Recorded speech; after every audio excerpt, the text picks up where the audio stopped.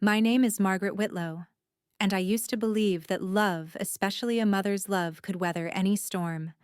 Trust me, you'll regret skipping this story. So before you sit back and listen, take a moment to like the video and subscribe to Grace's Truth. Now get in the mood to listen to this story, because it might be the ultimate sweet revenge. It started with a whisper. A quiet one muffled through the crack of my son's bedroom door, just loud enough to snag on the edge of my attention as I passed by with a folded pile of fresh towels. Emily's voice, soft, hesitant. I still think about it. Every night. Jason responded sharper, quicker. We said we wouldn't bring it up again. I stopped walking. My fingers tightened around the towels. I know I shouldn't have lingered, but something in the tone, that edge of grief, froze me. Emily again, quieter this time. I didn't think it would feel like this. Jason muttered something inaudible. Then a pause. Then the sound of a zipper. Maybe a bag. A suitcase. My heart was thudding now, too fast for the moment. I kept moving. Later that night, I couldn't stop thinking about it. What a parent's instinct sharpens with age. It's not a superpower, but it's close. And in that instant, I knew the shape of the silence. It felt like morning. I sat up in bed and thought of the baby booties I'd crocheted 2 winters ago, just in case. They're still in my closet. Untouched. Hopeful. Dusty. Jason and Emily have been married 3 years. They're both 30, both successful. She works in design, he in software. And for as long as I can remember, Jason told me he wanted a family. Every Thanksgiving I'd ask, half joking of course, "So any little Whitlows coming?" He'd laugh, wrap an arm around Emily and say, "Soon, Ma, soon." But soon kept stretching into silence. And now something was different. The next morning, Emily looked pale at breakfast. She barely touched her toast. Jason kept scrolling through his phone. They didn't speak. I made tea. Sat down across from them. "You two sleep okay?" Emily blinked. "Yeah, just tired." Jason didn't even look up. I smiled politely. Inside, my stomach twisted. I wanted to believe it was something small. An argument. Work stress. But I've lived long enough to recognize the grief that makes your skin feel tight and your heart feel swollen. That afternoon, I was tidying up, doing laundry, something mindless, something distracting, when I noticed Emily's handbag on the bench by the hallway. It had fallen open.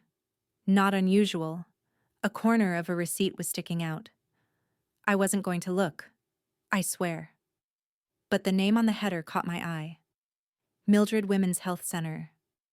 I froze. I knew that name. Everyone in our town did.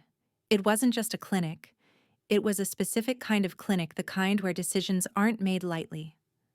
I pulled it out. The receipt was dated 10 days ago. The description didn't mince words. Voluntary termination.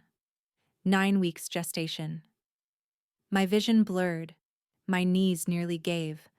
I sat on the armrest of the nearby couch and stared at it. That single slip of paper screamed louder than anything I'd ever heard. They were pregnant. I was going to be a grandmother. And now, I wasn't. Dinner that evening was quiet. Too quiet. I made meatloaf, Jason's favorite. He barely ate 2 bites. Emily kept her head down, fiddling with her fork. I looked at them both. These 2 people I had cared for, welcomed into my home, given space to. I could hardly look Emily in the eye without my chest caving in. I couldn't even speak to Jason. He was my baby. And he let me dream. He let me hope. Knowing what I knew now, every laugh, maybe soon, every smile when I mentioned grandkids, it all felt like a cruel joke. I excused myself before dessert. My mouth was too dry to swallow. I sat on the edge of my bed that night and cried like I hadn't cried in years. Not just because of the abortion, not just because there would be no baby, but because they had buried the truth like it was shame. Because they didn't trust me. because my own son, my own flesh kept me in the dark while the future I'd been clinging to was quietly erased. I don't know how long I sat there holding the receipt like it could answer the questions racing through my skull.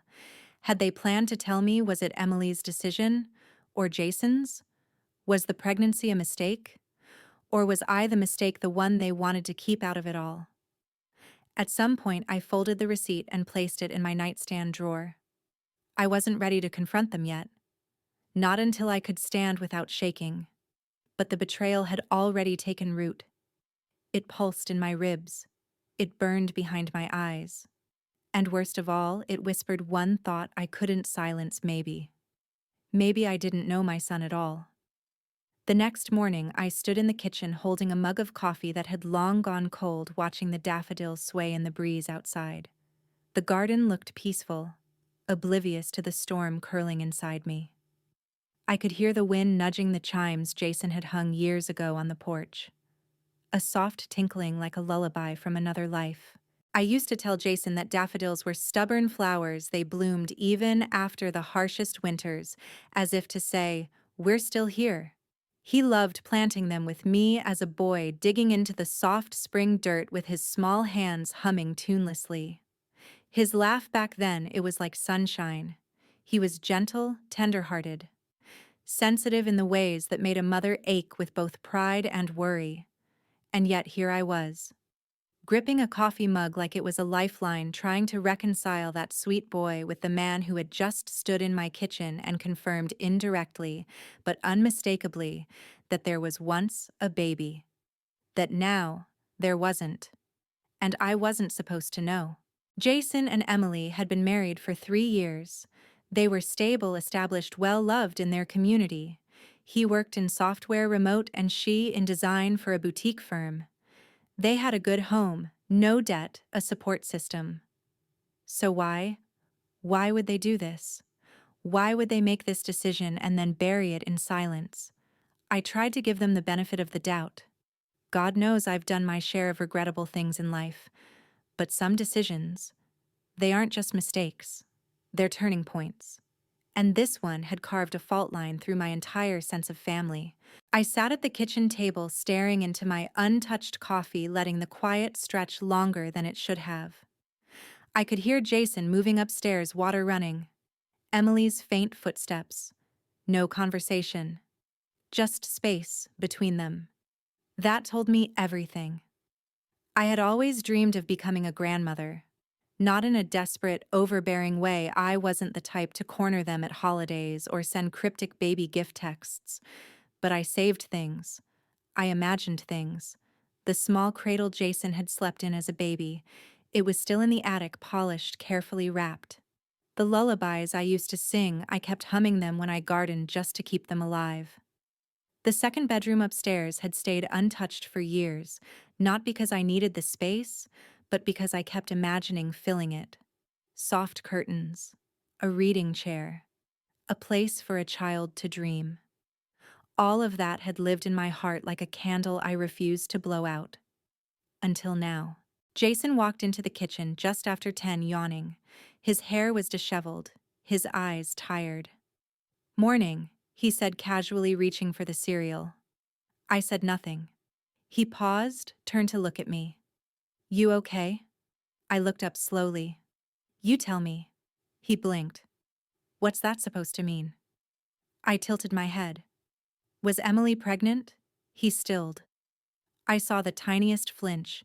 His hand tightened around the edge of the cereal box. "What? You heard me?" He looked away.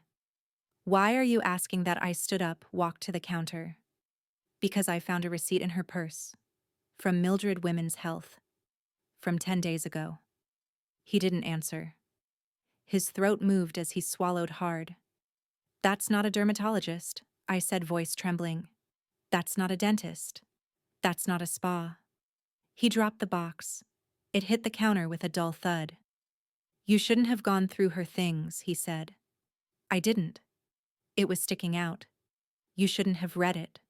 You shouldn't have hidden it."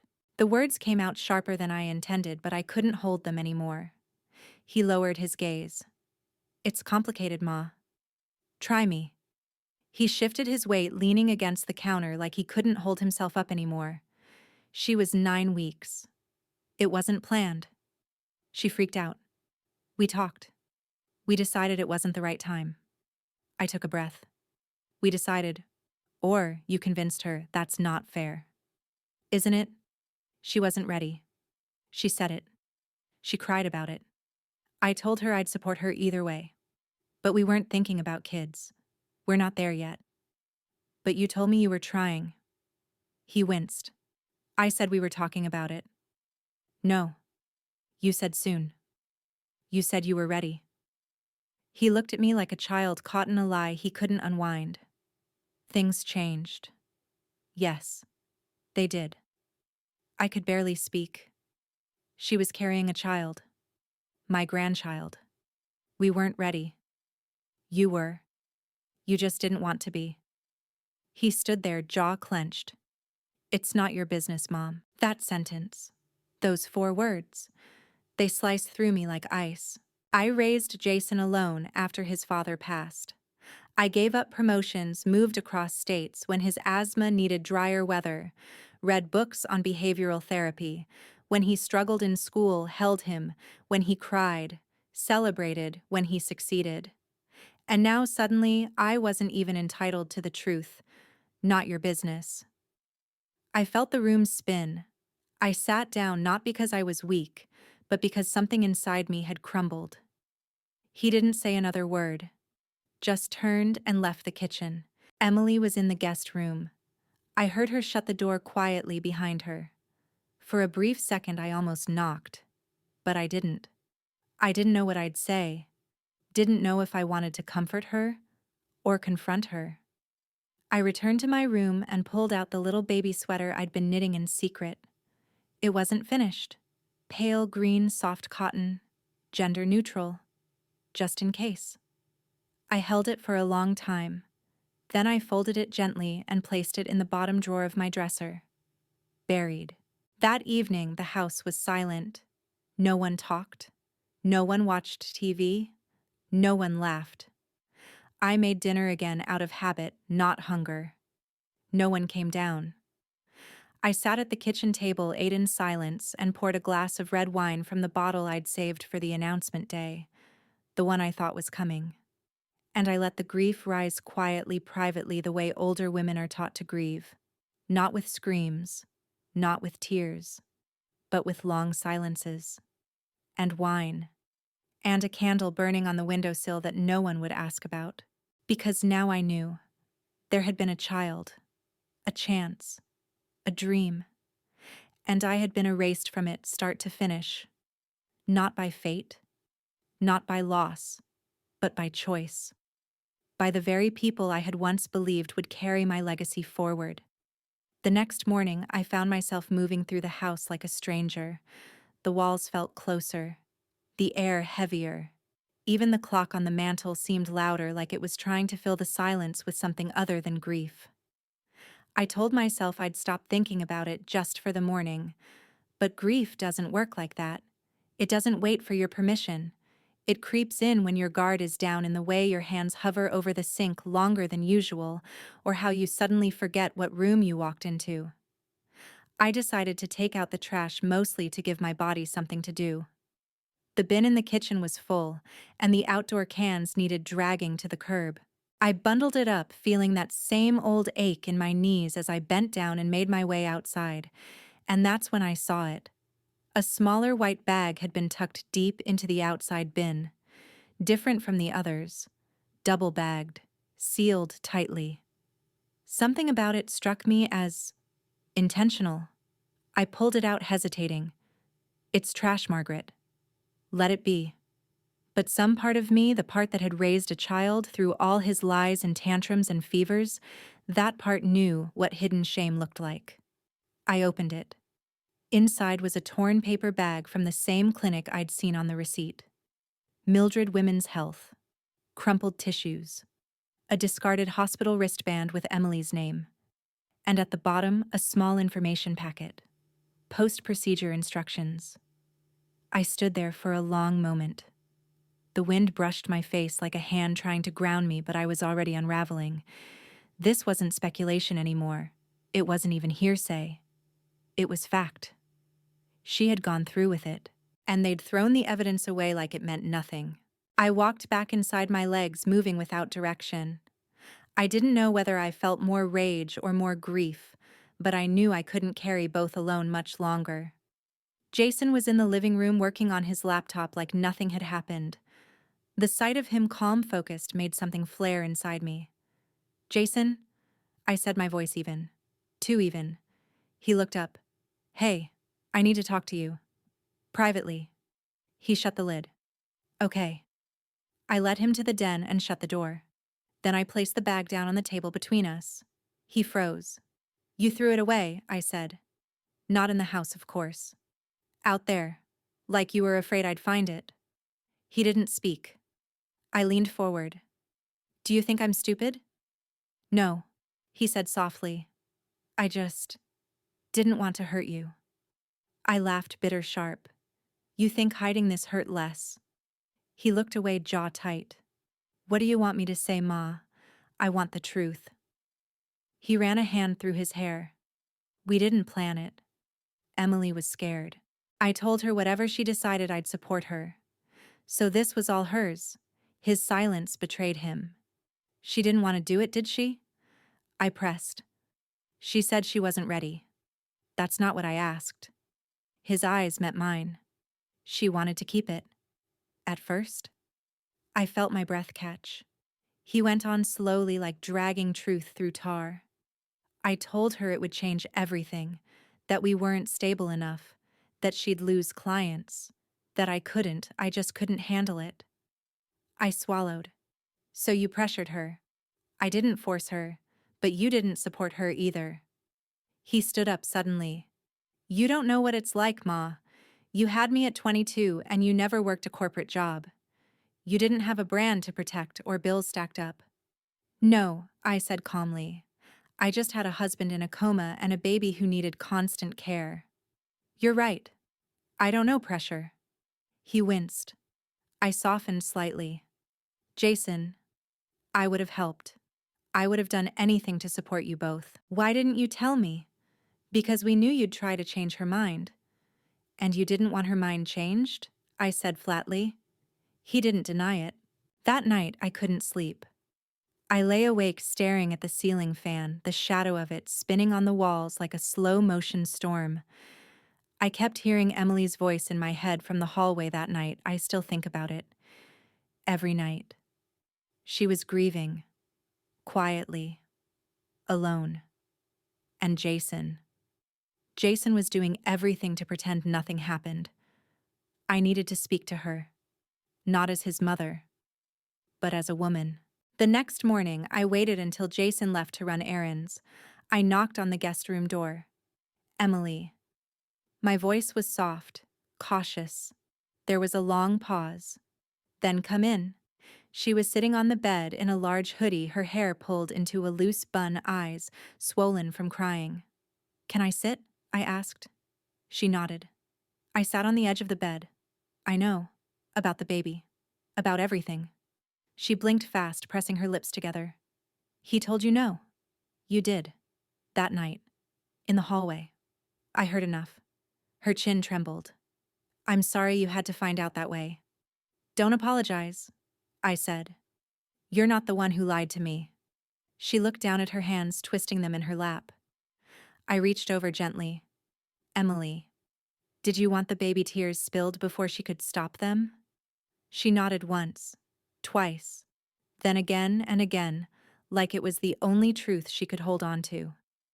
"I was scared," she whispered, "but I would have kept it. I didn't have anyone in my corner. You had me." Her eyes met mine, wide and wounded. "I didn't know that." My voice broke. "I wish you had." We sat there in silence for a while. Two women. One grieving a future she never got to hold, the other mourning the lie she lived under. "I wish I'd fought harder," she said.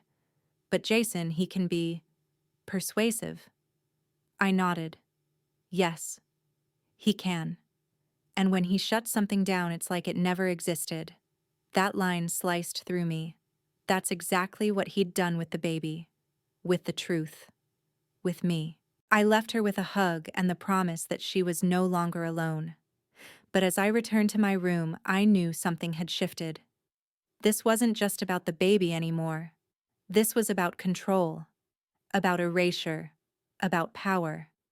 And Jason, my son, was not the man I thought he was. Not anymore. Dinner that night was an exercise in silence. I made roasted chicken and rosemary potatoes, something Jason always loved, but I may as well have served stones. The plate sat mostly untouched, steam curling into the awkward air like it too was trying to escape the tension. Emily sat across from me, her posture, tight gaze glued to her fork. Jason scrolled through his phone as if the glow of the screen could insulate him from the weight of what we all knew but weren't saying out loud. I'd always known how to read a room. It comes from decades of being the quiet one, the listener, the observer. And everything in that dining room screamed one thing: they were trying to out-silence me. But I was done pretending. I cut into my chicken slowly, carefully, like each slice might keep me grounded. "You haven't said much," I finally said, not looking up. Jason didn't respond. "Anything interesting on your phone?" He put it down, annoyed. "Just checking emails." Emily glanced at him quickly, then back at her plate. She hadn't taken a bite. I turned to her. "Emily, how are you feeling?" Her eyes flicked to Jason, then back to me. "Fine. She's fine." Jason echoed, his voice clipped. The table fell quiet again. I set my fork down, gently folding my napkin. The clink of silverware felt like a hammer in that delicate quiet. "I see," I said. "So we're all going to pretend that nothing happened." Jason bristled. "Can we not do this here?" Emily looked like she wanted to disappear into her chair. "I think this is exactly where we should do this," I said, my tone calm but unshakable. "Because this isn't just your home, it's mine too. And I deserve to be spoken to like a human being, not a guest to be kept in the dark." Jason crossed his arms. "We already talked. You said your piece." "I haven't said a word," I said.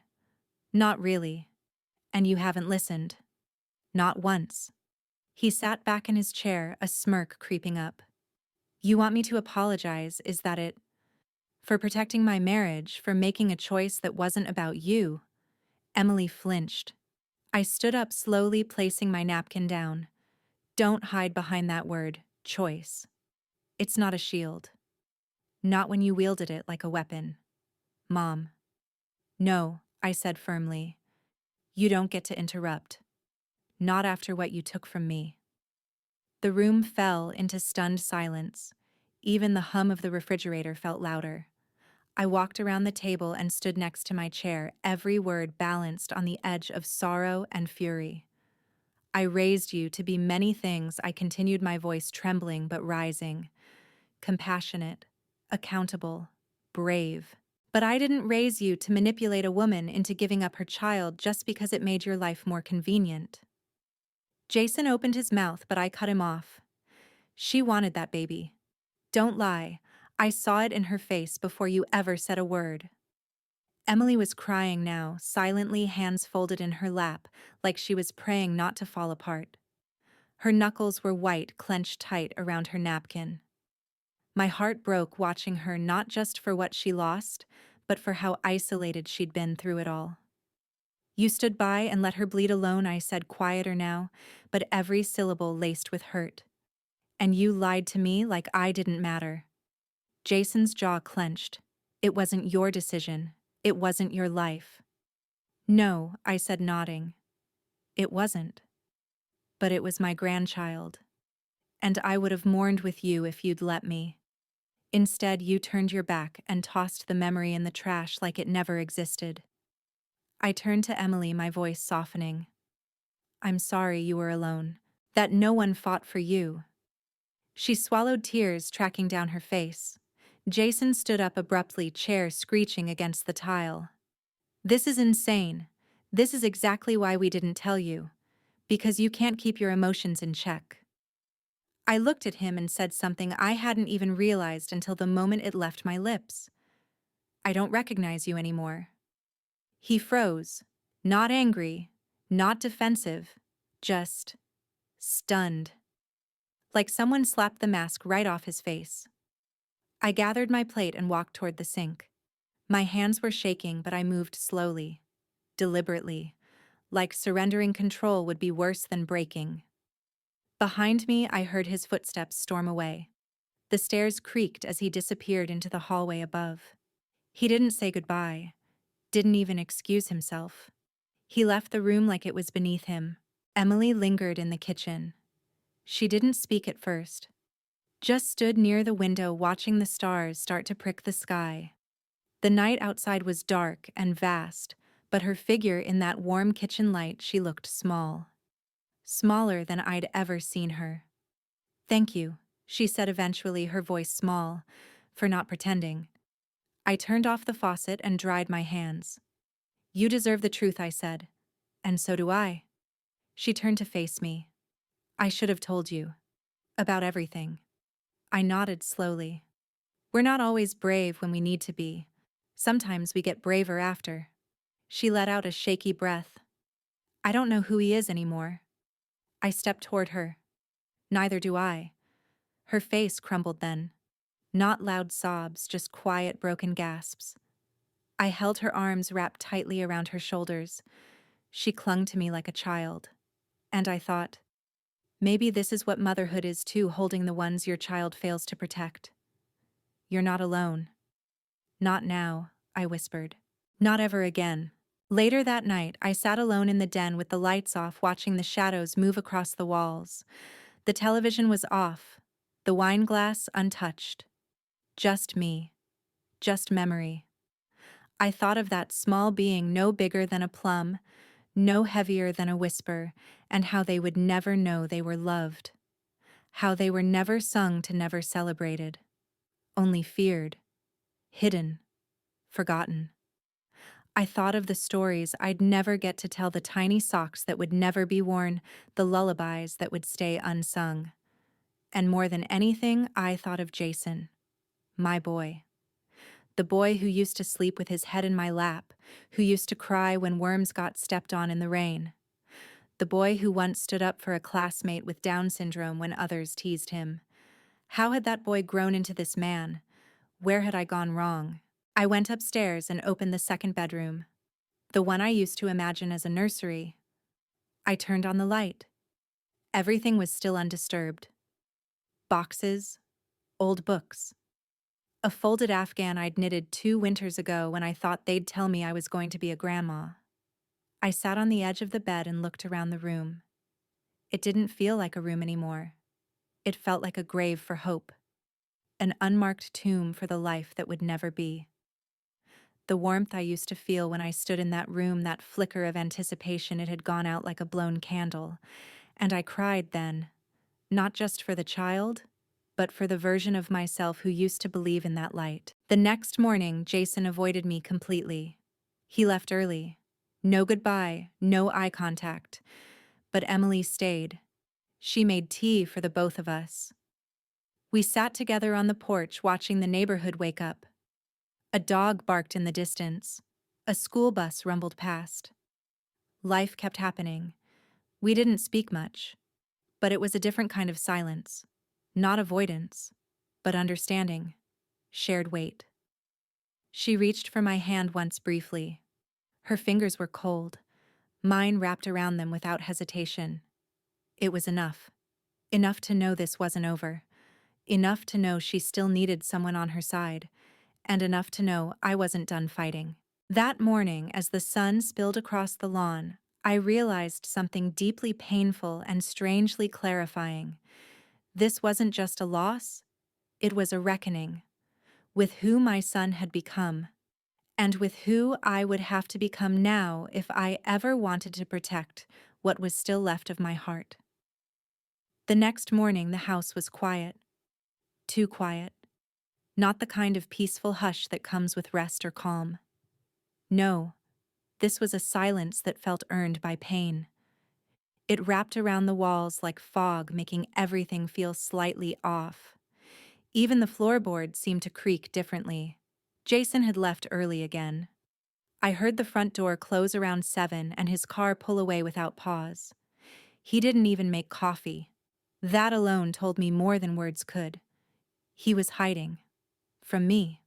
From her. From the weight of what he'd done. I found Emily sitting at the kitchen table, her hands cupped around a mug of tea she hadn't touched.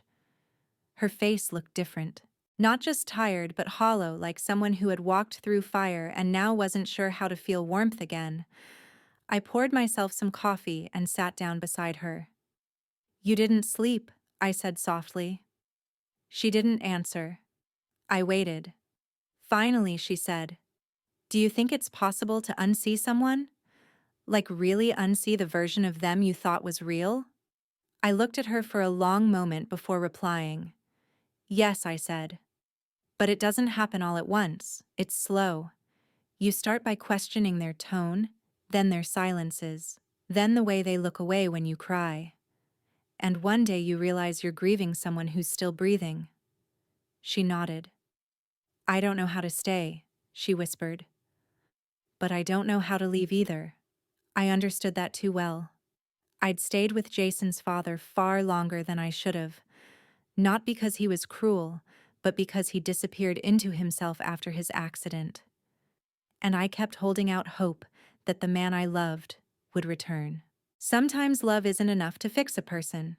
Sometimes love makes us the quiet hostage of their refusal to change. Later that day, I took a walk.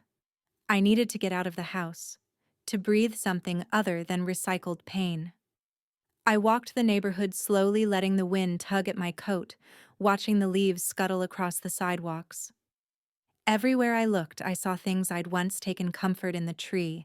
Jason used to climb the park bench where I read books while he played the old couple 2 doors down who still held hands.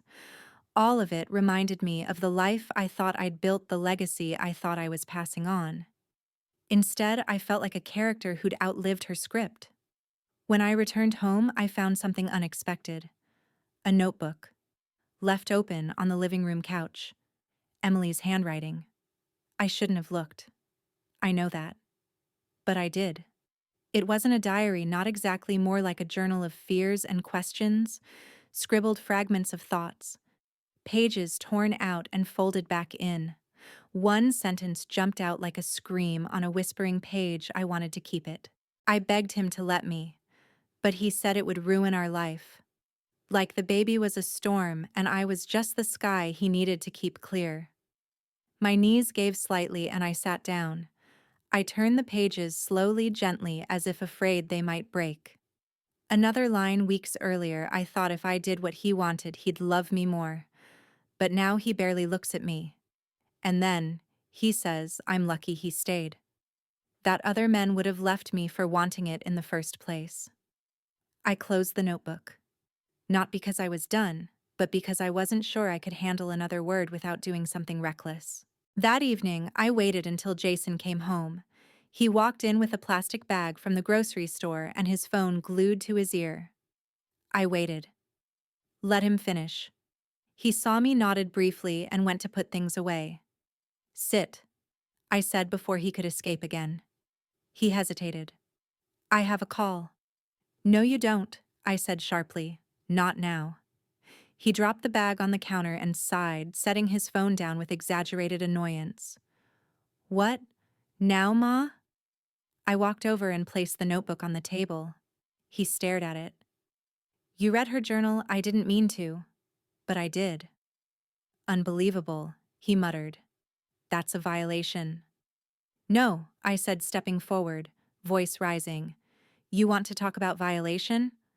Let's talk about what you did to her. What you talked her into. What you convinced her was love." He went silent. "She begged you," I said, shaking. "She begged you to let her keep that baby." He looked away. "You gaslit her into thinking she wasn't ready.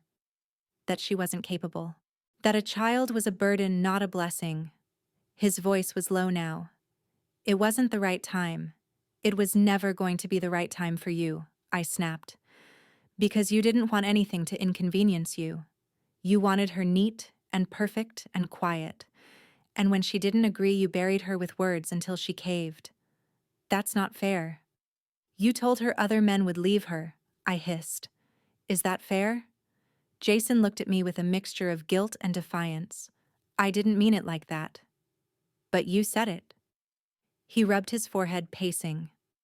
Look, I was scared too. Okay, it's not just on me. You don't get to share the blame now that the damage is done, I said. You created this mess. And then you made her clean it up. Alone. We stood there, both breathing hard. Years of love and trust unraveling like thread between us. I used to be proud of you, I said, quieter now. I used to think you were the kind of man I'd want my grandchildren to look up to. He didn't respond. I don't feel that anymore. He looked at me like I'd slapped him. But I wasn't finished. That night, Emily knocked on my bedroom door. I let her in. She sat on the edge of my bed, hands folded. I'm going to leave him, she said. I looked at her. Are you sure? She nodded. I've been sure for a while. I just needed someone else to see it. To believe me. You don't owe him anything, I said. Tears filled her eyes. Not even forgiveness. Forgiveness is a gift, not an obligation, and it should never cost you your dignity. She exhaled slowly, like someone finally stepping off a ledge they'd been standing on far too long. Will you help me pack? She asked. I reached over and held her hand. Yes. We packed the next morning while Jason was at work. She didn't take much, just the essentials. A suitcase, a box of personal things, a framed photo from a hiking trip, her journal. Before she left, she placed a small envelope on the kitchen table. For him, she nodded. For me. I didn't ask what it said. She hugged me tightly, longer than before. And then she was gone. That night, the house felt emptier than it ever had, and yet somehow lighter. Jason came home and saw her things missing. He stormed through the house, then stopped when he found the letter. He didn't open it while I was in the room. I didn't ask. We sat in silence for the rest of the night. And for the first time in my life, I didn't feel like his mother. I felt like a woman who had raised someone she no longer knew. The next morning, Jason was gone. No note. No sound. Just the faint trace of his cologne lingering in the hallway and the front door left slightly ajar. I didn't chase after him. Not this time. For once, I let the silence speak. I sat in the kitchen with my tea going cold, staring at the envelope Emily had left behind. It was still sealed, resting like a landmine on the table, small, white, and quiet. I considered throwing it away, burning it, leaving it untouched for eternity. But curiosity is a cruel thing. I reached for it with careful fingers and turned it over. No name on the front. Just a small pressed corner and her clean, deliberate handwriting inside. I didn't open it. It wasn't meant for me. But I held it a moment longer than I should have, trying to feel the weight of her words through paper, trying to imagine what you write to the man who made you end something you loved. A final goodbye. A confession. A curse.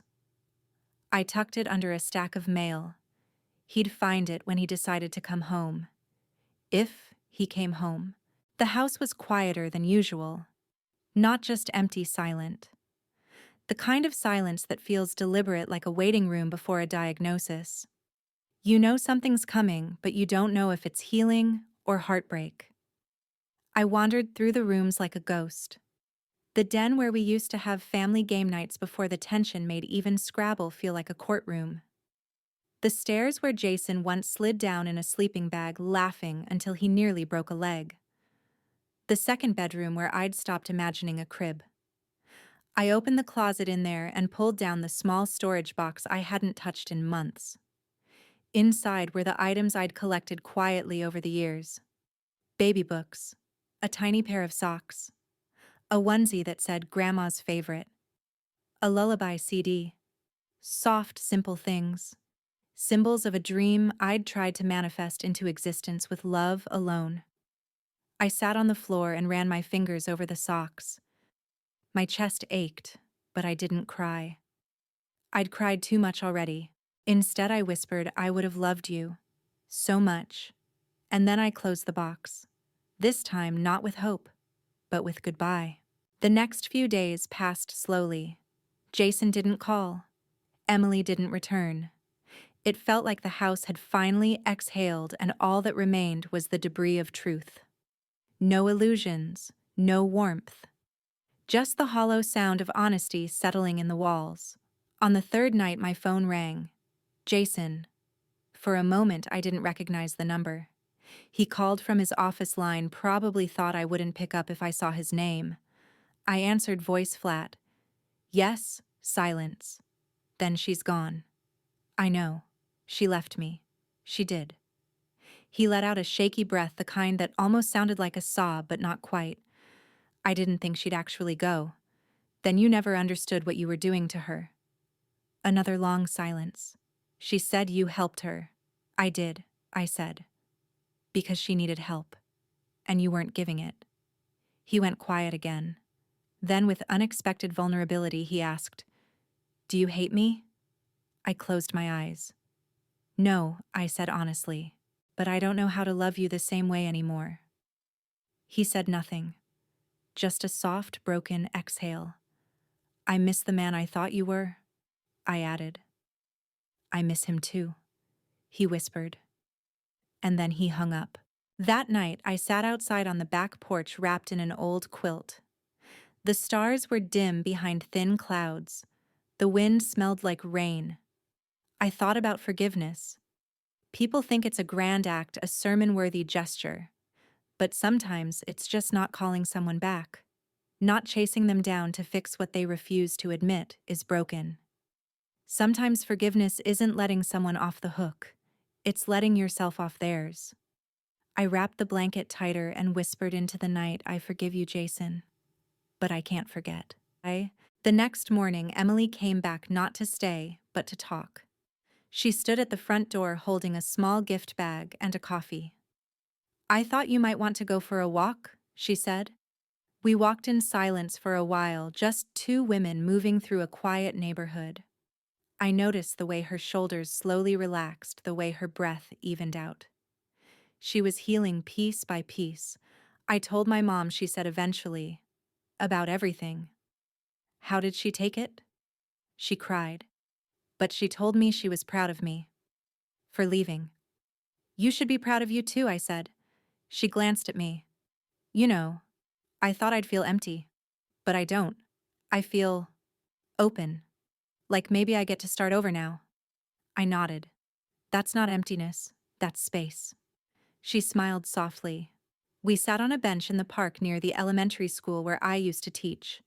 The children were out for recess, their laughter echoing across the grass. Emily reached into the gift bag and handed me something small, a delicate bracelet with a single charm, a tiny pair of wings. For the baby, she said. Tears filled my eyes, hot and sudden. Thank you, I whispered, my voice cracking. I wanted you to have something, she said, because you lost something too. I squeezed her hand. In that moment, we were no longer mother-in-law and daughter-in-law. We were women, survivors, witnesses to each other's pain. That afternoon, I placed the bracelet in the baby box, not as a reminder of what was lost, but as a symbol of what we found in the wreckage. Strength, truth, connection. Jason didn't come home that week. He sent a few short texts. Nothing emotional, just logistical. Bills, mail, the lease. I answered only when necessary. He needed space to face himself. Alone. I'd done enough carrying. Now it was his turn. One night, I found myself sitting in the kitchen flipping through old photo albums. Jason at 5 wearing a dinosaur costume. Jason at 10 holding a science fair ribbon. Jason at 17 grinning in his cap and gown. He used to be so full of light. Maybe that light is still there, buried beneath pride and fear and poor choices. Maybe not. But I can't keep waiting for it to return. I closed the album and stood up. There's a difference between giving up and letting go. I wasn't giving up on Jason. I was letting go of who I needed him to be. But letting go isn't easy. It comes in waves. Some nights I still stand in the hallway listening for his footsteps. Some mornings I reach for 2 coffee mugs instead of 1. That muscle memory of love, it doesn't vanish. It resists. But now I let that resistance sit beside me. I let it speak. And then I tell it gently, not today. Because today I need peace, more than illusion. A few days later, a letter arrived. It was Jason's handwriting. A single page, handwritten, no return address. Ma, I've been thinking. About everything. About who I am. About who I was. I don't know how I got here. I used to believe I was kind, that I was better than the men who hurt people. But I see now, maybe I wasn't better. Maybe I just knew how to hide my selfishness better. I broke something in Emily. I see that now. And I broke something in you. I don't expect forgiveness. I don't even expect a reply. But I needed to say it. I'm sorry. Jason. I read it twice, then a third time. The words weren't enough to fix anything, but they were a beginning. A breadcrumb of truth left in the woods between us. I folded the letter and placed it beside the bracelet. One for the child we lost. One for the child I still hoped might one day return. Not as he was, but as someone who finally knew how to hold love gently. The air had changed. Not outside, inside me. It wasn't dramatic. It didn't come with a flash of insight or a thunderous emotional revelation. It was quieter than that. Like the way autumn arrives slowly, one leaf at a time, until one day you realize the entire landscape has changed and you didn't even notice. That was me, a woman in transition, no longer defined by waiting or hoping or grieving alone, but still, not entirely healed. Jason didn't return. Not yet. And honestly, I wasn't sure if I wanted him to. That thought alone would have horrified me a year ago, the idea of not wanting my son around. But after everything, the distance felt necessary. Healthy even. It wasn't punishment. It was protection for me, for Emily, and maybe, just maybe, for him too. Because Jason needed to sit with himself, without me smoothing over the sharp edges, without Emily absorbing the impact. He needed to hear his own voice in an empty room. I began to fill my days. Not with distractions, with meaning. The Women's Center became a second home. I volunteered twice a week, sometimes more. It started small, filing folders, making tea, cleaning up after meetings. But soon they began asking me to sit in, to listen, to support. I never gave advice. I just offered presence. The kind of quiet, steady presence I wished Emily had during her loneliest moments. Some of the women were barely out of high school. Some were grandmothers. Some were mothers already overwhelmed, uncertain, carrying the guilt of wanting more for themselves. And every one of them had a story. One woman, Camille, sat with me for 2 hours one afternoon. She didn't say a word at first. Just cried, shoulders trembling beneath a worn cardigan. When she finally spoke, it came out in pieces. He told her she wasn't enough. That the baby would ruin everything. That no one would help her. She said, I used to be loud. Now I feel like I'm whispering all the time. I told her something I hadn't told anyone, not even Emily. That's how you know your soul is still alive, I said. Because even a whisper carries truth. She cried harder. But this time, it was different. Not devastation. Release. I came home that evening to a quiet house, the kind that used to feel empty but now felt sacred. I made tea, lit a candle, sat with my grief, and didn't ask it to leave. That's the thing about pain.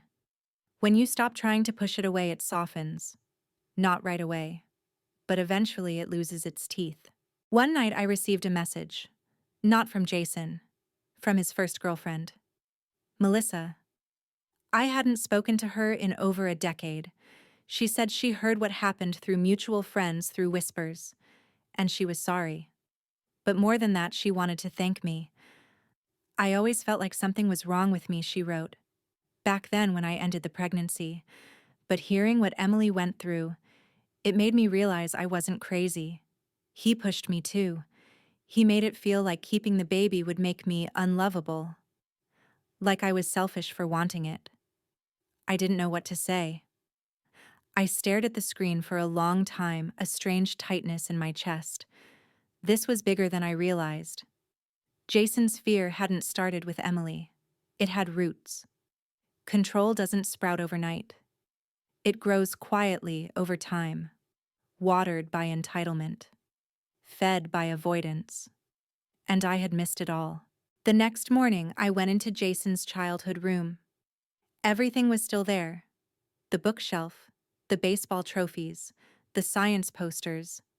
I hadn't changed it. I never could. I sat on the edge of his old bed and looked around. For the first time, I didn't see the boy I raised. I saw the cracks. The times I'd overlooked his subtle dominance, his tendency to talk over others, his fear of vulnerability, his charm that could wrap around someone's insecurity and gently tighten without them noticing. Had I coddled that? Had I mistaken control for confidence? I felt my stomach twist.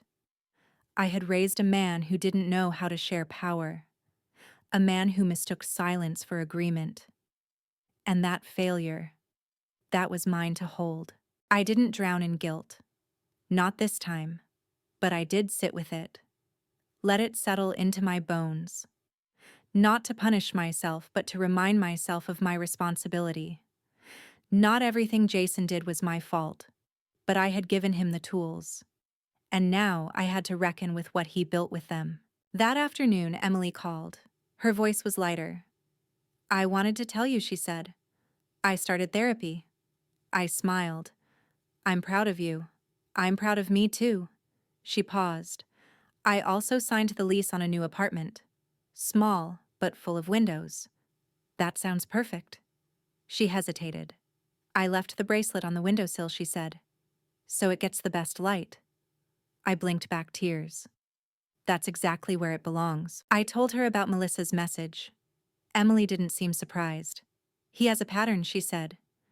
People do, I replied, until they're forced to look at it. Do you think he's looking now? I was quiet. I don't know, I said, but I think for the first time, he can't look away. That evening, I began writing a letter. To Jason. Not to accuse, not to attack, but to tell my truth. I didn't finish it. Not yet. But I started. You once told me I was your safe place, and I tried to be. Every day. But safety doesn't mean silence, and love, real love, doesn't protect you from consequence. I still love you. But I won't protect you from yourself anymore. If you want to come back into my life, really come back, it has to be as someone willing to unlearn everything that hurt us. I folded the page, set it on my nightstand, and turned out the light. That night, I dreamt of the baby. I never saw their face, but I heard laughter light bright like wind chimes. And in the dream, I wasn't mourning. I was holding their hand, walking beside them through a garden full of daffodils. No words, just warmth, just peace. When I woke, I felt something I hadn't in weeks. Not happiness exactly, but clarity. Like I was finally ready to stop grieving what wasn't and start building what could still be. My story wasn't over. It was just turning a sharp, necessary corner, and as painful as it had been, I was still walking, still whispering truth, still here. When I stepped into the women's center that morning, the air smelled like citrus and printer toner. The receptionist gave me a soft smile and I nodded, clutching the files I'd volunteered to organize. But even as I busied my hands, my mind was elsewhere. Emily's voice echoed in my thoughts from our last phone call. I think he's unraveling. I don't know what that means yet. Unraveling. It was the right word. Because that's what happens when you start pulling the threads of control one by one, everything a person's built begins to fall apart. Not because the truth is so devastating, but because the illusion was built so delicately. And Jason, his illusion had been curated for years. Smart, stable, supportive, just uncertain about kids. But now we knew the truth. He was a man terrified of losing power, and when that fear collided with another person's freedom, he made sure he was the one who survived the impact. I spent the morning sorting resource packets for young mothers, filing brochures about counseling services, prenatal care, emergency shelters. I'd seen women walk in with every kind of story, but what always hit me hardest were the women who came in alone, not just without a partner, but without anyone. No sister, no friend, no parent. Just silence walking beside them like a shadow. That had been Emily once. And now I was watching her rise out of that shadow step by trembling step. Around noon, I was asked to join a support circle. They didn't always ask volunteers to sit in, but today, they needed an extra listener. Not a therapist, just a steady presence. I sat in the circle of chairs, nodding quietly at the women gathered around. Some made eye contact, others didn't. One young woman, no more than 19, clutched a knitted hat in her hands like it was a life vest. They went around the circle sharing. Not everything, just pieces, stories, pauses, regrets. Then the girl with the knitted hat spoke. I was told I had to choose, him or the baby. Her voice was soft, flat. No one said those words exactly, but it was clear. He stopped looking at me, started sleeping on the couch, called me dramatic. She swallowed hard, and I didn't want to lose him. My chest tightened. She looked up, eyes glistening, but I lost both. The room was silent. I reached forward gently and said only one thing. You are not the mistake. The silence was. She nodded, eyes wide. Later that day, I walked past a mirror in the hallway and almost didn't recognize myself. Not because I looked different, though the lines around my mouth had deepened and my eyes seemed more tired than I remembered. It was something else. A presence. A weight. Not grief. Power. Not loud. Not aggressive. Just full. I'd spent so many years being careful, quiet, useful. The type of mother who didn't interfere.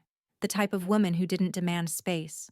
The type of family member who kept peace even if it hurt. But now I had stopped making myself small. When I got home that evening, there was a package on the doorstep. No name, just my address written in Jason's handwriting.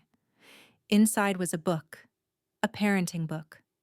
The same one I had gifted him 3 years ago, wrapped in a golden ribbon. The one he never opened. He'd laughed when I gave it to him. We're not there yet, Ma, he said. This time the ribbon was gone. The corners were worn. Inside the front cover he'd written just one line I finally started reading. I see now what I missed. I held the book against my chest and closed my eyes. Progress. Not redemption. Not yet. But progress. The next day, Emily called again. I got a job, she said. A good one. The kind that makes me nervous. She laughed. But yeah, it feels right. I imagined her in her new apartment, bright windows, clean walls, sunlight on her face. You deserve all of it, I said. She was quiet for a beat. Then I'm thinking of going back to the clinic. Not as a patient, as a speaker. I felt my breath catch. To tell my story, she continued. Not the trauma, the decision to walk away. The healing. I want women to know they're not crazy for mourning something they were told to forget. You'll help a lot of people. She hesitated. I want to help me too. That evening, I sat down to finally finish the letter to Jason. I didn't sugarcoat anything.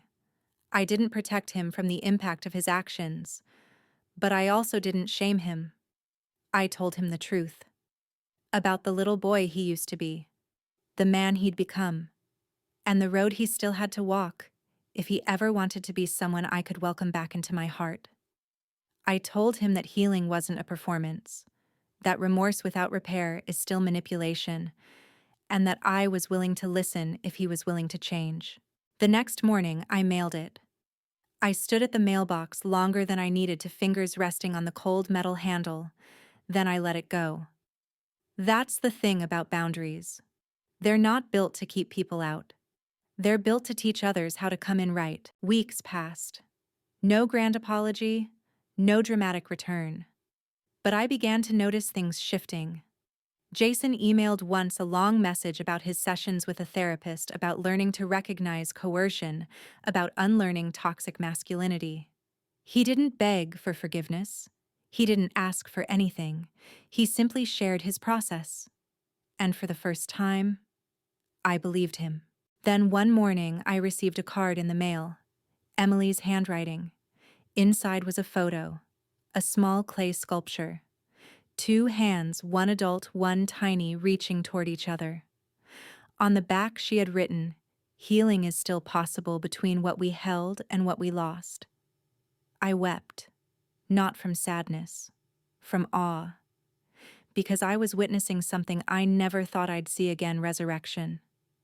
Not of the past, but of the self. And maybe that's the most sacred thing of all, when a woman comes back to herself, when she reclaims her name, her voice, her shape, when she stops shrinking for someone else's comfort and starts growing for her own freedom. I hadn't planned a dinner. It was supposed to be a quiet night, a simple roast chicken, carrots, a glass of wine. But then Emily called. "I'll be near your neighborhood tomorrow," she said. Could I stop by? Something in her voice, calm, hesitant, made me say, "Why don't you stay for dinner?" She hesitated. "Okay, I'd like that." I didn't ask if she wanted Jason invited. She didn't ask either. The next day, I set the table with the ceramic plates she'd once complimented. Not the china that felt too formal, too full of ghosts. I lit 2 candles, opened the window to let the fall air drift through. When she arrived, she was carrying a small box. "Apple tart," she said, smiling nervously. "From the bakery we always passed but never stopped in. It's perfect." Something about her seemed sturdier, lighter, like she'd finally stopped shrinking. We talked easily: her new job, her podcast idea, even her apartment. She was building something hers. Then after a pause, she said, "Jason reached out." My fork paused midair. He asked to meet for coffee. I didn't say yes, but I didn't say no either. "What do you want to do?" I asked. She sighed. "I don't know. Part of me wants to scream. Another part wants closure." I nodded. "That's not weakness. That's clarity finding its footing." She smiled. "That's what my therapist says too." Dinner ended softly. As she left, I walked her to the door. "Thank you," she said. "Tonight felt normal. You're always welcome here, with or without him." She hugged me, then added almost to herself, "I think I'm ready to stop apologizing for what I needed." I squeezed her hand. "Good. Never apologize for surviving." Later that night, while washing dishes, my thoughts circled back to Jason. Not with anger this time, but with that hollow ache only a mother can feel when she realizes her child has become a stranger. Would he own it? Would he deflect? I didn't know anymore, but I found myself hoping, and that surprised me. The next morning, I sat in the garden sipping tea. The air was crisp, the leaves scattered like gold. That's when I got his message. "Can I come by tonight? Just to talk." I stared at it for a long moment, then typed back, "Come after 7. He arrived at 7:13. His coat was wrinkled, his eyes tired, but his voice was soft. "Hi, Ma. Come in." We sat across from each other, tea between us. "I'm not here to fix anything," he said. "I just need to be accountable, even if it's too late." I didn't speak. I was scared. Not of the baby, of losing control, of not knowing who I'd become. I nodded. And you made your fear into a prison. For both of you. He flinched, but didn't deny it. I know, he whispered. And I'm sorry. He pulled a paper from his pocket and handed it to me. A list. 3 columns. What I believed. What I said. What I understand now. I scanned the first line. Belief a baby would trap me. What I said, we're not ready. Understanding I was afraid of losing the version of myself that felt in control. I looked at him. He was open. Not defensive. Not performative. I'm not asking for forgiveness, he said. Just to be seen. I exhaled. You were always seen, Jason. But you weren't always honest about what I was looking at. He nodded. I told him about Melissa, the message she sent, how she had once felt forced into a decision she didn't fully want. Jason bowed his head. I thought I buried all that. But it didn't stay buried. No, I said. Because what follows you is what you refuse to face. His shoulders slumped. I'm tired of hiding. Then stop, I said. But know this healing isn't about being liked again. It's about becoming someone different. We sat in silence. Then I added, I'm not ready to forgive, but I'm ready to watch. If you're ready to really change. He nodded slowly, eyes filled with something I hadn't seen in him for a long time. Humility. I want to try, he said. Then don't tell me, I said. Show me. We didn't hug. We didn't cry. But when he left, I felt something shift. Not repair. Not yet. But maybe the beginning of something honest, not beautiful, but real. Jason didn't call for days after our conversation. He didn't text either. And strangely, I wasn't anxious. I didn't pace by the phone or reread our last exchange. I didn't interpret the silence as rejection or backsliding. I simply waited, calmly, because I'd said what needed saying, and now it was up to him to choose his next step.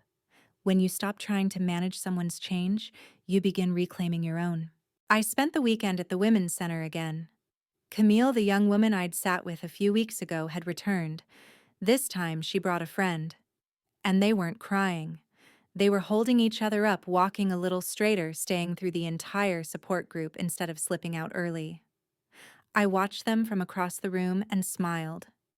Sometimes strength is quiet. It doesn't roar, it roots. Later, I sat at my kitchen table writing in my notebook. I wasn't sure what it was becoming, a memoir maybe, or a series of letters I'd never send.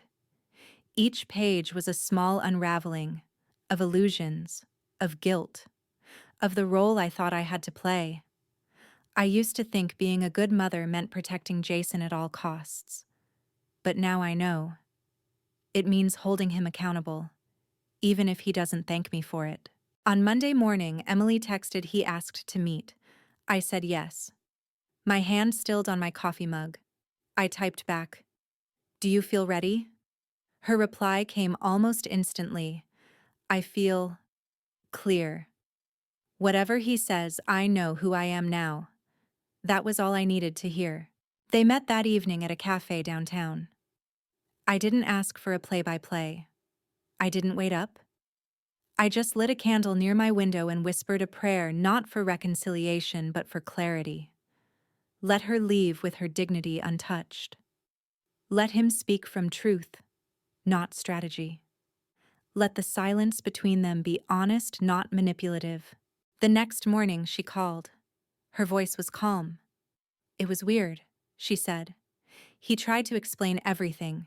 He cried a little." "Did you believe him?" I asked. "Yes. And no. I think he believes himself, but he's still learning the difference between guilt and responsibility." I felt my chest rise with quiet pride.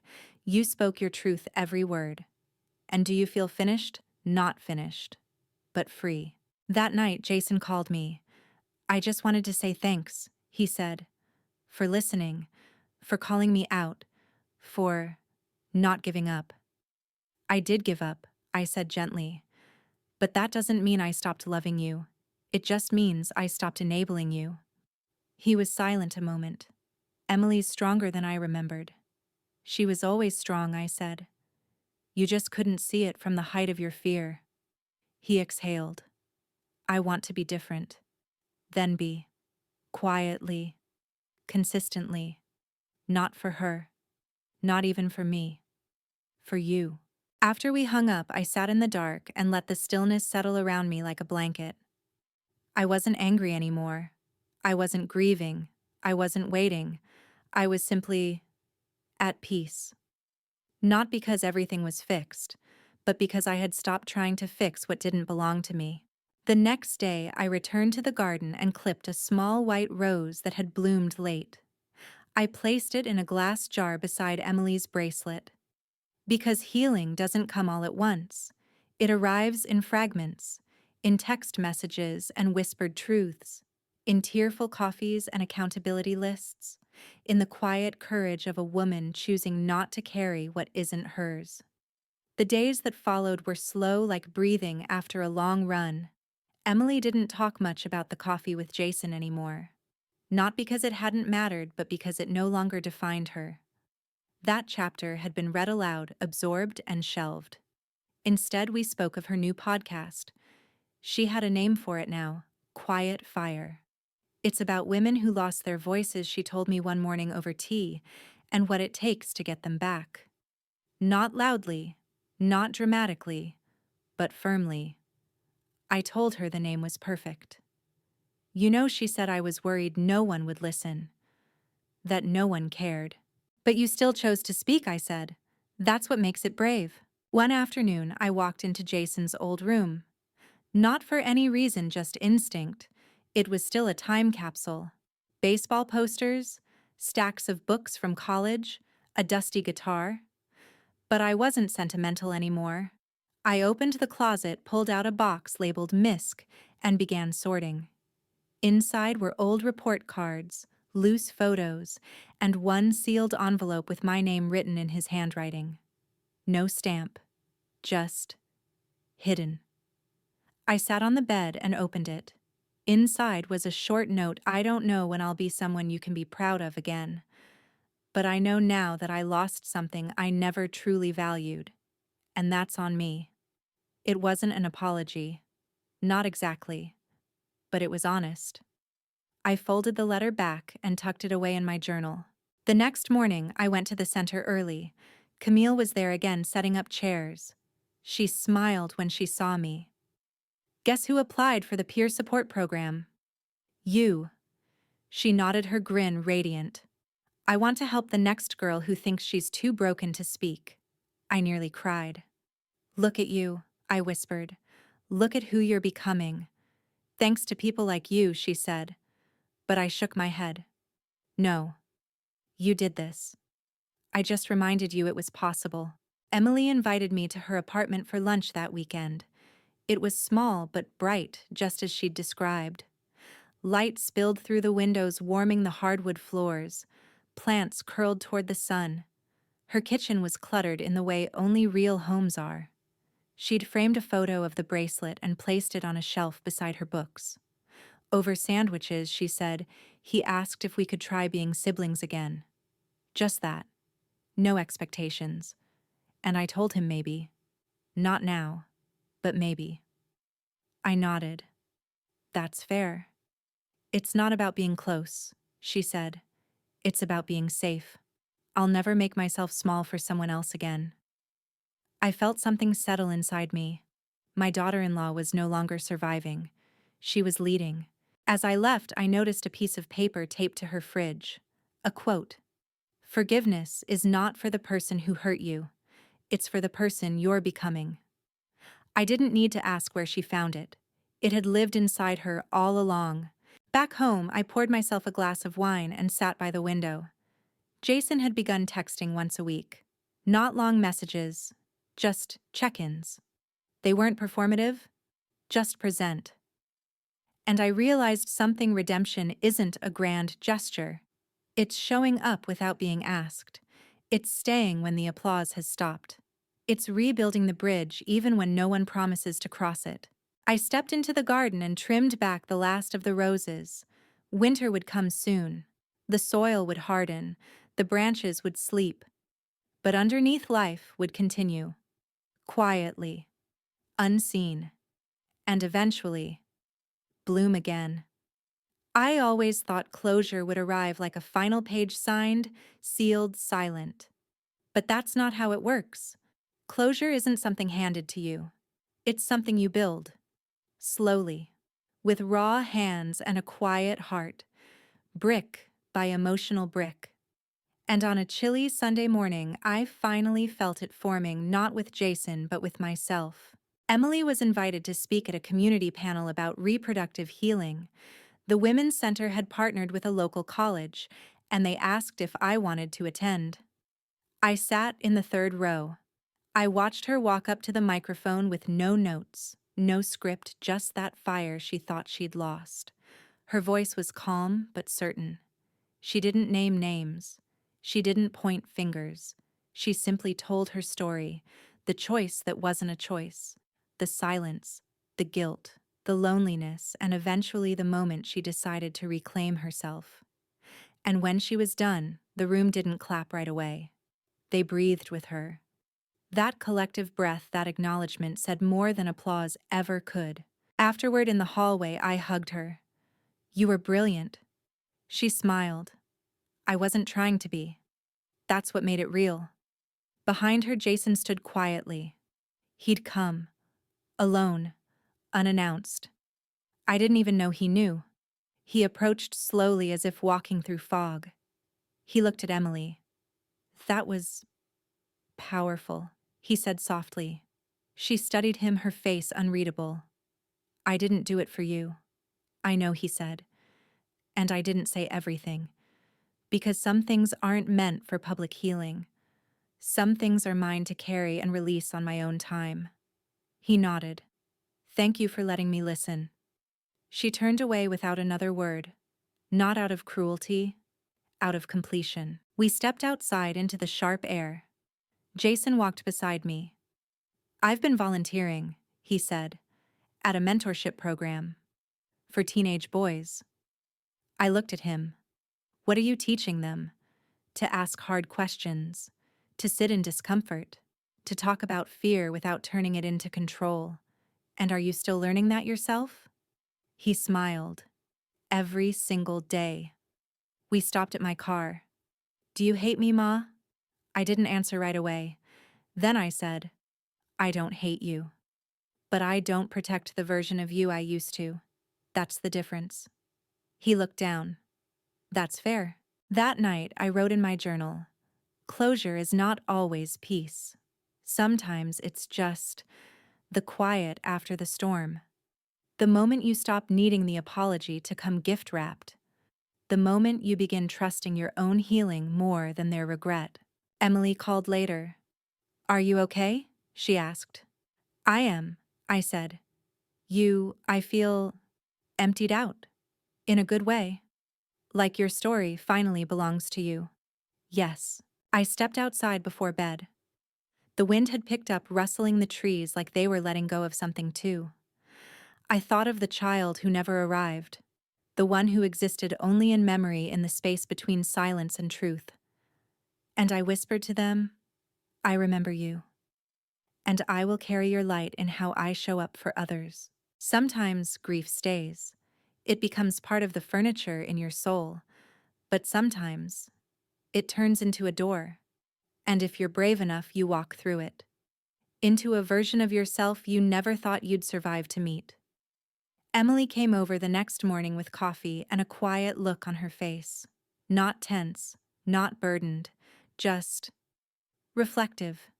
She sat at the kitchen table and traced the rim of her mug with her finger for a long time before saying, "I don't think I'm angry anymore." I looked up. "That's not because I forgive him," she added. "It's because I finally released myself." Her words settled in the air between us like steam rising from her cup. We walked in the garden after breakfast, crunching through the last of the fallen leaves. The roses had faded, the soil hardened, but the roots were still deep. waiting, resting. He asked if I'd ever want to rebuild anything she said as we paused beneath the arbor. Friendship, siblinghood, something. And what did you say? That it's not about rebuilding. It's about whether he can plant something new, something that doesn't require me to sacrifice myself. I smiled. She got it now. Fully. Jason texted me that afternoon. Just a photo of a stack of books: Psychology, Gender Studies, a memoir about reproductive loss. This is the syllabus I never had. Trying to catch up. There was no need for a reply. The effort spoke for itself. Growth isn't loud, it's persistent. The next weekend, we met at the community garden where I used to volunteer years ago. Jason showed up early, already elbow deep in soil sleeves, rolled up sweat on his brow. Helps me think, he said, handing me a trowel. We worked in silence, just like when he was little, planting bulbs, pulling weeds, pausing only to share an observation about the sky or the dirt. Eventually, he said, "Did I ruin everything?" I looked at the patch of earth between us. Small green shoots were pushing through. "No," I said. "But what comes next is up to you. Not anyone else. Just you." He nodded. "Emily deserves peace. She's already found it," I said. "Now it's your turn." That evening, I found the old ultrasound photo in the back of my dresser. I don't know why I kept it. Maybe because even a brief life deserves to be remembered. I lit a candle beside it. Not in mourning, in honor. Not of what was lost, but what it taught us. Later that week, Camille from the Women's Center called me. "They want to feature your story, yours and Emily's, at the next fundraising gala," she said. "Would you be willing to speak?" I hesitated.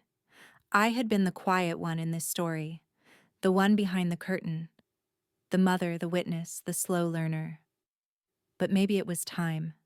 Maybe silence, once chosen for survival, could now be broken for strength. "Yes," I said. "I think I'm ready." That night, I wrote my speech. Not polished, not pretty, but real. This is a story about silence and what happens when women finally walk out of it. This is not just about one abortion, one family, or one man.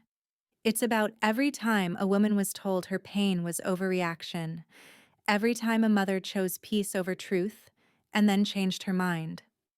I paused, then wrote the last line: "It's never too late to choose differently, even if your voice shakes." The journey wasn't over, but for the first time, the path ahead didn't feel like rubble. It felt like soil, something I could step into and grow. The auditorium was dimly lit, filled with soft murmurs and the clinking of coffee cups. Faces turned expectantly toward the stage. I stood just behind the curtain, palms damp, breath steady but slow. Emily sat in the front row, her legs crossed, chin lifted.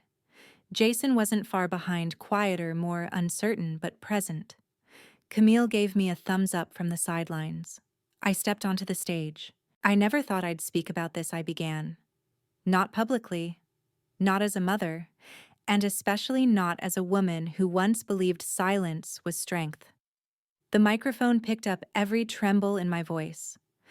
I thought my role was to hold the family together, to protect peace.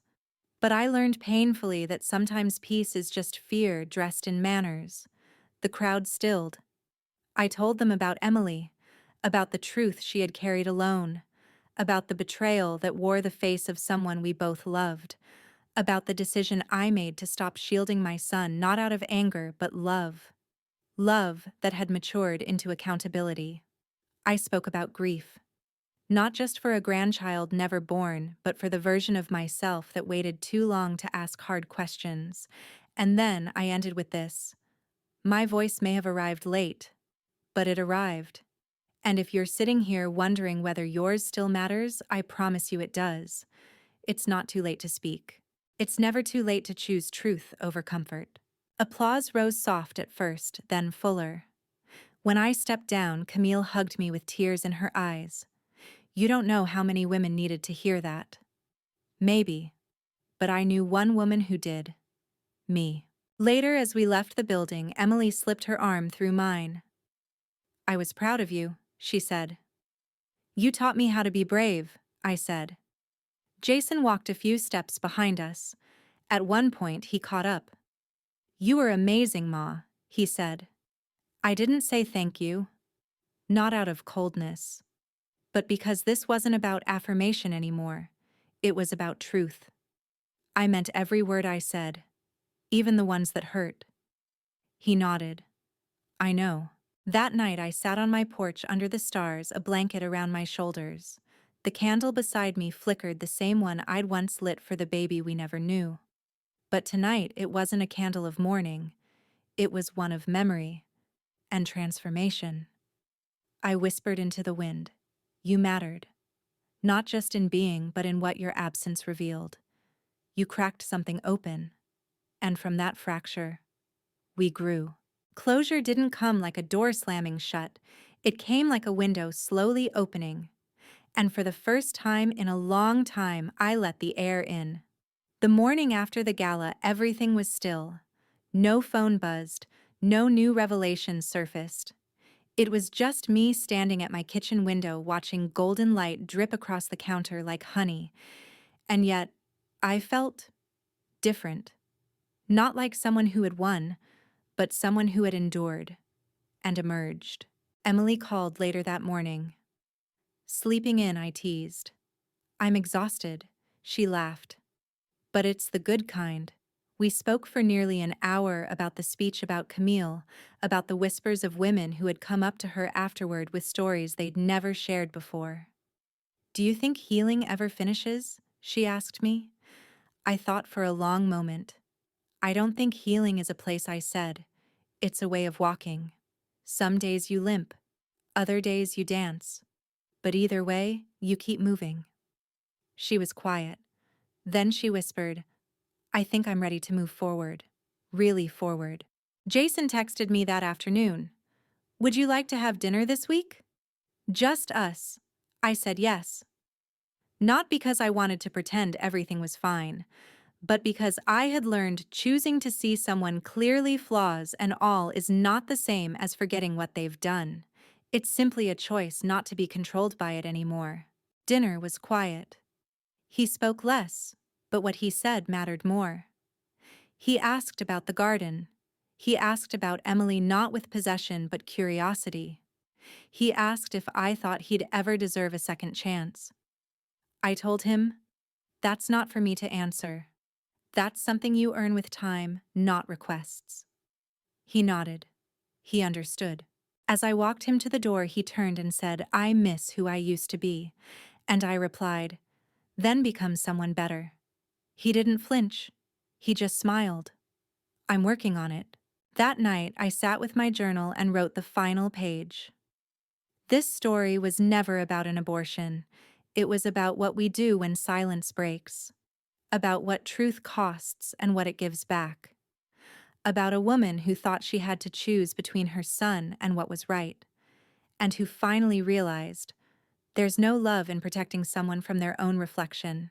I lit one last candle for the child who never arrived, not because I was mourning, but because I was remembering.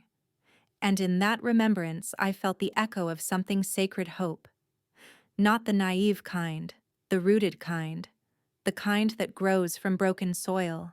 If you've made it to this point, maybe you've carried your own silence, your own buried truth.